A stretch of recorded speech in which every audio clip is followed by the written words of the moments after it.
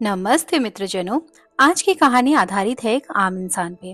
आम इंसान जिसकी जिंदगी वैसे तो ठीक ठाक चलती है, पर जिम्मेदारियों की बोझ तले दबी रहती है। और अगर कल को कोई बड़ा खर्चा आ जाए तो उसे भी नहीं पता कि उसे किस हद तक जाना पड़ेगा उसे उठाने के लिए। और कैसे उस वक्त में एक आम आदमी का फायदा उठाने के लिए ढेरों लोग नजर गड़ाए होते हैं। तो चलिए ऐसी ही एक कहानी देखते हैं।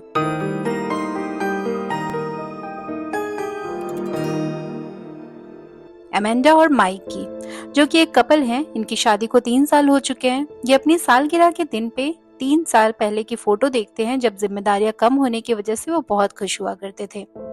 एमेंडा एक स्कूल में टीचर होती है। अपनी सालगिरह पे माइक उसे वहीं ले जाता है जहां वो हमेशा जाया करते हैं। वो सेम वही गाना सुनते हैं, वही बर्गर खाते हैं और घर आते हैं।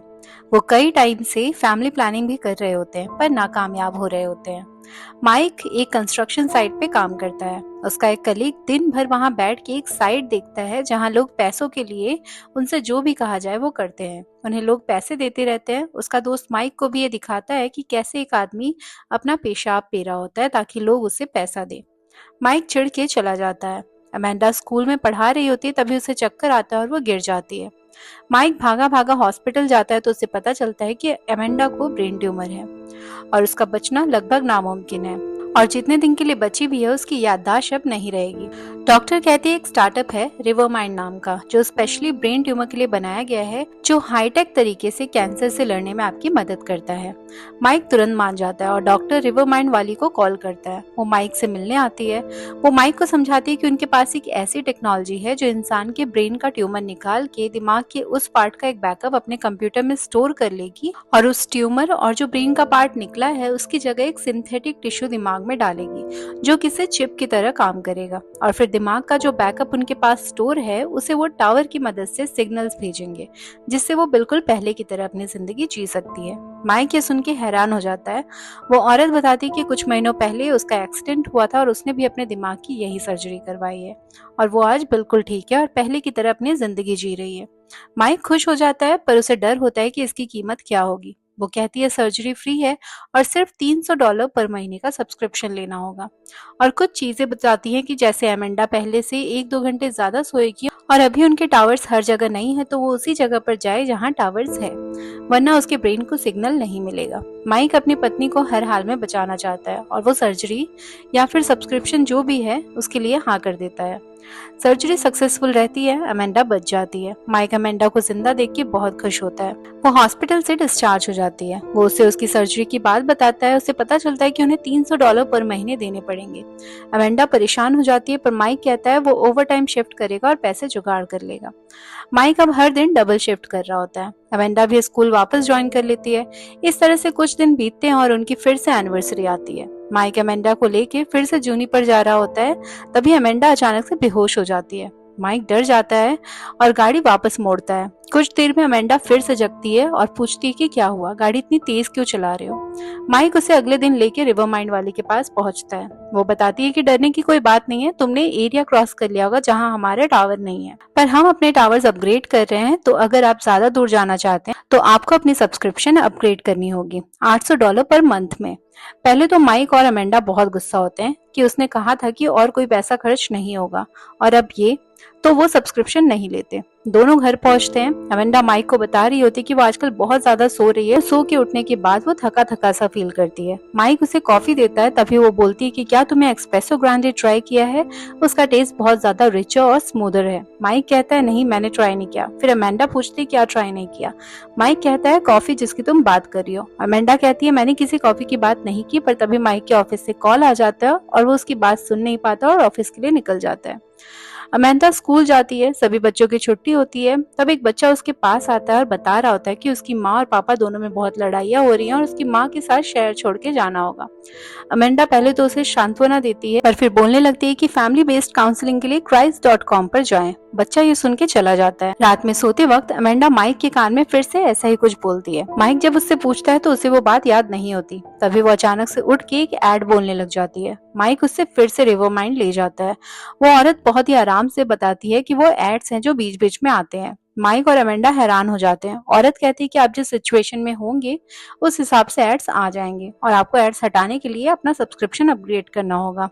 वो मना करके चले जाते हैं। अमेंडा अब चलती फिरती ऐड बन चुकी है। उसे स्कूल में प्रिंसिपल बुलाती है और बताती है कि जिस बच्चे से उसने फैमिली थेरेपी लेने की बात की थी वो उस बात पे बहुत चिढ़ा हुआ है और उसके माँ बाप को बता दिया और माँ बाप भी इस बात से बेहद नाराज है। तभी अमेंडा को प्रिंसिपल के सामने भी ऐड देने लगती है। प्रिंसिपल उससे स्कूल से निकाल देती है। वो माइक को ये बात बताती है। दोनों अब और परेशान बैठे होते हैं क्योंकि सारा खर्चा अब माइक पे आने वाला होता है। माइक कहता है कि कोई बात नहीं, मैं कुछ तरकीब सोच लूंगा। माइक रात में अपने लैपटॉप लेके दूसरे कमरे में जाता है और दरवाजा बंद करके उसी साइड पे जाता है जो साइट उसके ऑफिस के कलीग ने उसे बताया था कि जो डार्क वेब है जहां लोग पैसों के लिए जो बोला जाए वो करते हैं। माइक सुबह उठ के रिवर माइंड को पेमेंट करता है और अमेंडा का ऐड बंद करवाता है। अमेंडा से कहता है कि उसे ऑफिस से पैसे मिले हैं एक्स्ट्रा शिफ्ट करने के लिए। अमेंडा के जाने के बाद ग्लास में कुछ पीला सा पड़ा होता है और माइक उल्टियां रोकते हुए उसे धो रहा होता है। माइक अब ऑफिस की डबल शिफ्ट के साथ साथ डार्क वेब पे भी काम कर रहा होता है। अमेंडा पहले से ज्यादा सो रही होती है और थकी थकी से उठती है। वो रिवर माइंड के वाले के पास जाते हैं तो वो बताती है कि जब वो सोती है तो उसका ब्रेन सिग्नल्स को पावर देता है जिसकी वजह से उठने पे उसे थकान महसूस होती है और वो बेहतर जिंदगी और अच्छी नींद ले सके उसके लिए और एक प्लान बताती है जिसका नाम है रिवर माइंड लक्स, जो कि उसे बेहतर जिंदगी के साथ साथ बीच में कुछ कुछ बूस्टर्स भी देंगे, सिर्फ $1000 पर मंथ पे। अमेंडा गुस्से में उठ के चली जाती है। माइक उससे बूस्टर्स की रेट पूछता है। माइक और अमेंडा का सालगिरह नजदीक आ रहा होता है। वो फिर से डार्क वेब पे जाता है जहां उससे कहा जाता है कि अगर वो अपना मास्क उतारे तो उसे $500 दिए जाएंगे।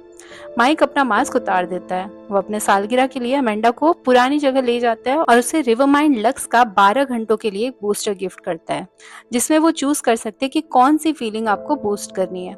अमेंडा खुशी वाली फीलिंग बूस्ट करती है। अब वो फिर से वही बर्गर खाते हैं और वही म्यूजिक सुन रहे थे पर अमेंडा उनको जरूरत से ज्यादा एंजॉय कर रही होती है। माइक को समझ आ जाता है कि चाहे जो भी हो जाए अमेंडा जैसी थी वैसी अब कभी नहीं मिल सकती। छुट्टियों के बाद माइक अपने काम पे जाता है। सभी लोग उसे देख के हंस रहे होते हैं। माइक लंच करने जाता है तो उसे अपनी डार्क वेब से निकली फोटो दिखती है जब उसने मास्क उतारा था। उसे समझ आ जाता है कि उसी लड़के का काम है जो हमेशा इसी साइड पे रहता है। माइक जाता है और उसे मारने लगता है। माइक लड़ाई लड़ाई में उसे धक्का दे देता है और लड़का सामने आ रही है एक लोडर गाड़ी के नीचे दब जाता है। माइक को जॉब से निकाल दिया जाता है। वो घर आता है और अमेंडा को ये बताता है। वो जब पूछने पे वो कुछ नहीं बताता। अमेंडा कहती है अब वो रिवर माइंड प्लस के लिए पे कैसे करेंगी। अगर उसने दोबारा ऐड शुरू किए तो उसे स्कूल से निकाल दिया जाएगा। माइक कहता है हम उनसे जाके रिक्वेस्ट कर सकते हैं कि ऐसा ना करें, हम उनके लॉयल कस्टमर्स हैं और इतने सालों से हम टाइम पे पेमेंट कर रहे हैं, क्या पता वो मान जाएं। वो लोग वहां जाते हैं और औरत साफ साफ मना कर देती है। वो लोग उससे बहुत रिक्वेस्ट करते हैं पर औरत कहती है सिस्टम ऐसा करने नहीं देगी। माइक कहता है ठीक है, हम बच्चे के लिए इकट्ठा पैसा यूज कर लेंगे। औरत कहती है अगर अमेंडा प्रेग्नेंट होती है तो उसके चार्जेस अलग होंगे। माइक गुस्से में उसे गाली देके वहां से निकल जाता है। अब दोनों के पास जॉब नहीं होती है और अमेंडा का पुराना एड वाला सब्सक्रिप्शन चल रहा होता है। 1 साल बाद अपनी एनिवर्सरी के दिन माइक ने अपने बच्चे के लिए जो झूला पहले से खरीदा होता है उसे बेच देता है। अमेंडा अब काफी बीमार हो चुकी है। वो उसे उठाता है और झूला बेचने से जो पैसे मिले होते हैं उससे अमेंडा के लिए 30 मिनट का रिवर माइंड का एक बूस्टर लाता है और अमेंडा की शांति वाली फीलिंग मैक्सिमम कर देता है। अमेंडा माइक से कहती है कि अब समय आ गया है। माइक रोने लगता है। अब 13 सेकंड बचे होते हैं। अमेंडा शांति से सो जाती है। समय खत्म होने वाला होता है और एड्स आने लगते हैं। माइक सामने पड़ा तकिया उठाता है। अमेंडा एड्स बोलती रहती है। माइक तब तक उसका मुंह दबाए रखता है जब तक एड्स बंद नहीं हो जाते और अमेंडा को वो अपने हाथों से मार देता है। फिर वो वहां से उठता है, रूम में जाता है जहां डार्क वेब का कैमरा ऑन होता है। उसके हाथ में एक चाकू होता है और वो दरवाजा बंद कर लेता है और इसी के साथ कहानी खत्म होती है। एक्सप्लेनेशन पसंद आई हो तो सब्सक्राइब करना ना भूलें। मिलते हैं और किसी वीडियो में, तब तक के लिए बाय बाय।